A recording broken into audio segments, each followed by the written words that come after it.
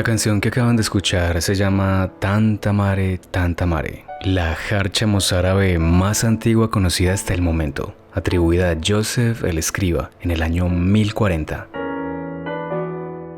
Esta jarcha traduce tanto amar, amigo, tanto amar. Enfermaron unos ojos antes alegres y ahora duelen tanto. En este caso, la música y el laúd medieval son interpretados por Emilio Arias. Las jarchas son el testimonio más antiguo que conservamos de poesía en lengua romance mozárabe, que es el dialecto hispano-árabe.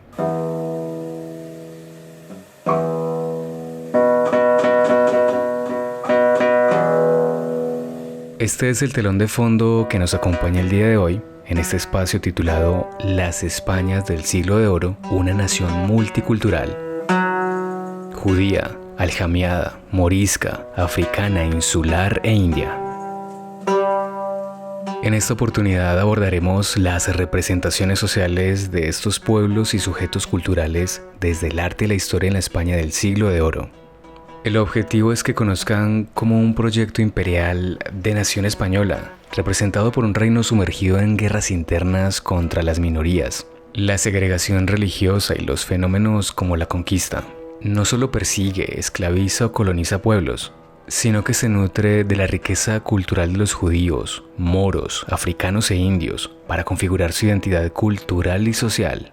Esta situación influye además en la aparición y expansión de la lengua castellana en España y América. Todo esto les permitirá aumentar su comprensión sobre los pueblos que le dieron origen al español y les ayudará a desarrollar una conciencia cultural que les posibilite el acercamiento a las culturas panhispánicas desde la diversidad que las caracteriza.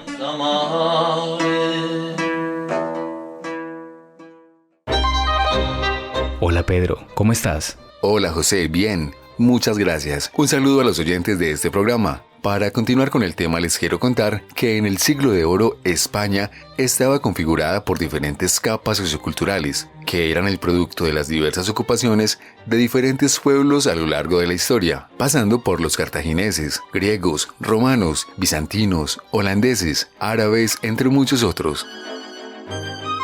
Una de las influencias más importantes para comprender a la sociedad española es la presencia de los moriscos, quienes eran los descendientes de los musulmanes españoles obligados a elegir entre conversión o exilio.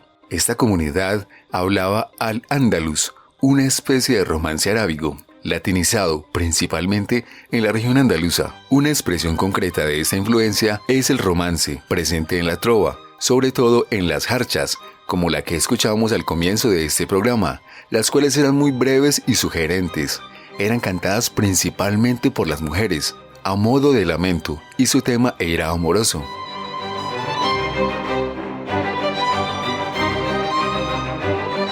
Otra manifestación importante es la aljamiada, que fue la adaptación del alifato árabe y hebreo para la escritura en su lengua romance vernácula. Además, la lengua románica que se hablaba en el al-andaluz, propiamente dicha, recibía el nombre de al-ayamía, que se utiliza en árabe para designar cualquier lengua no árabe y que se empleó en Oriente especialmente para las lenguas persas.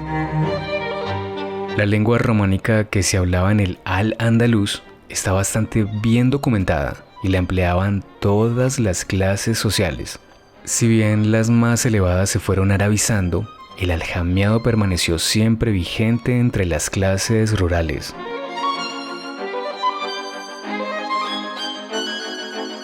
En esta época, debido a que el pueblo no quería sacrificar ni su tierra ni su fe, la inmensa mayoría se convirtió al cristianismo, pero mantuvo clandestinamente su fidelidad al Islam.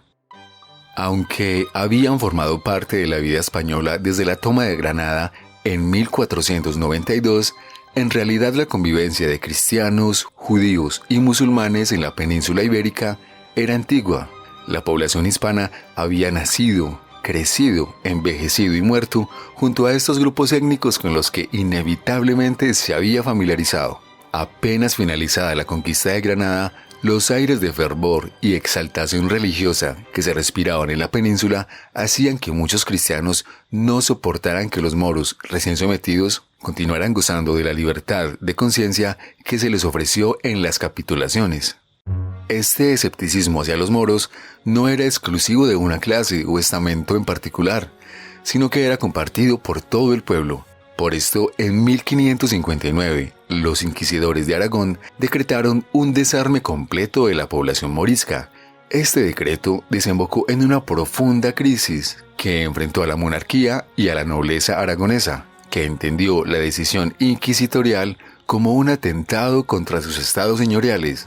Obligados por el cardenal Cisneros a elegir entre el bautismo o el destierro, los moriscos optaron en masa por la conversión, lo que les permitió unos años de tranquilidad. Sin embargo, 4 años más tarde, a la Inquisición se le otorgó autoridad para proceder contra ellos, cuando se tuvieran noticias de que hacían ceremonias de moros, de que impidiesen el proceso de asimilación, o cuando se tratase de alfaquíes que procuraban mantener vivas entre la población las principales características de su cultura. Muchos de los líderes moriscos fueron desterrados, a otros se les confiscaron todos los bienes, y los más representativos terminaron siendo conducidos a la hoguera, lo que provocó que estallara una sangrienta rebelión en la víspera de la Navidad de 1568. Esta rebelión comenzó en la zona montañosa de las Alpujarras y fue descendiendo hacia el llano. Los sublevados eran moriscos libres no sometidos al señorío, y los líderes de la sublevación pertenecían a las familias acomodadas y de gran prestigio social entre la población. La Guerra de Granada puso en armas a más de 30.000 moriscos y terminó cuando en febrero de 1570 Juan de Austria acabó con la Galera, el último reducto que aún resistía tenazmente. Así, todo el territorio quedó ocupado por las tropas cristianas, y en noviembre del mismo año se aplicaron las trágicas medidas que previamente se acordó adoptar con los vencidos. Los moriscos granadinos serían expulsados de Granada y redistribuidos por tierras del interior de Castilla y de Andalucía. Más de 50.000 moriscos sufrieron la expulsión de sus lugares de origen.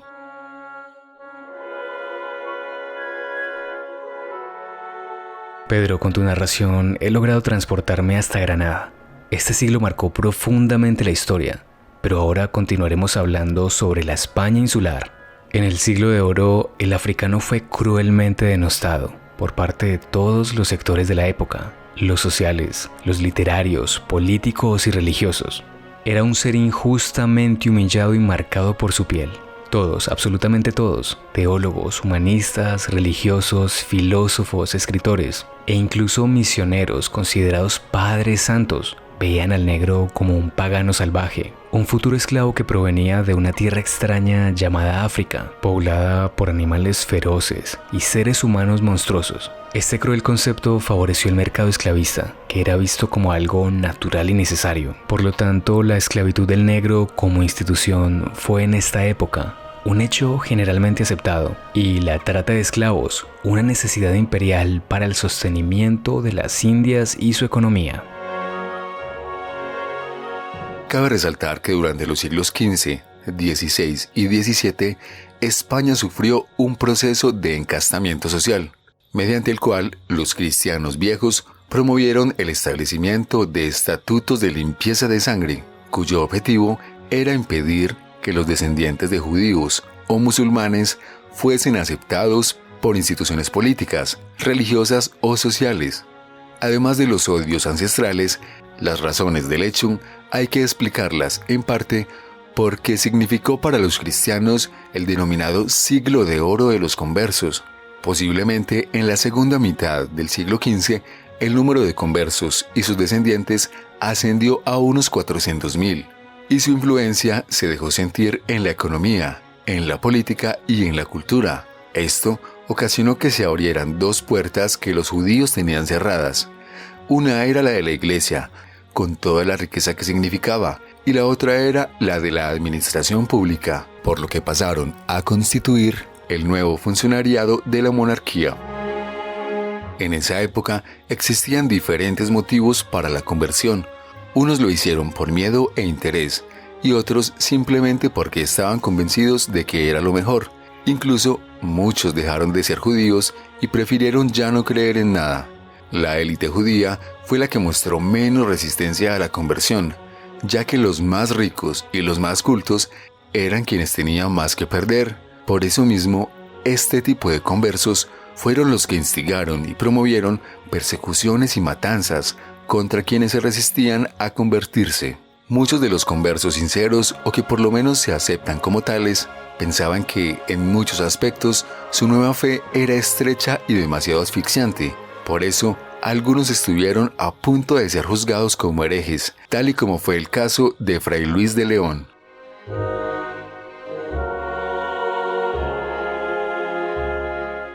Para finalizar, les hablaré un poco sobre el teatro del siglo de oro español, donde el nativo americano es representado como un ser honorable que sigue todas las convenciones del teatro de la época. Es decir, se representa a un indio honorable que habla español y se comporta de acuerdo con su posición y estatus. Sin embargo, por otro lado, el indio también es representado como bárbaro, iletrado e idólatra. Esta postura se manifiesta si se quiere defender la legitimidad de la conquista y la colonización. Para esto se acude a la tradición teológica renacentista, victoriana y lascasiana, según la cual el indio es un niño que necesita la intervención de la Iglesia y del Estado español para superar su infantilismo y desconocimiento tecnológico, para salvar su alma gracias a Dios y para engrosar las filas de la única religión. La tarea del dramaturgo en ese entonces consistió en facilitar teatralmente ese recorrido ideológico, poniendo sobre las tablas a un indio híbrido y casi precristiano.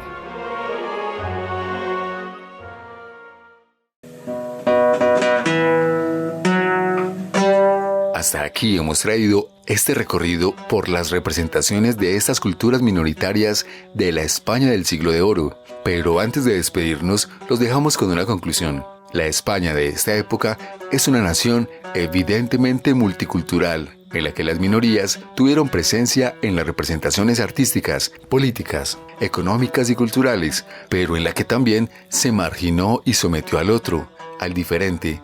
Esta situación fue potenciada desde el poder como forma de cohesión social y política.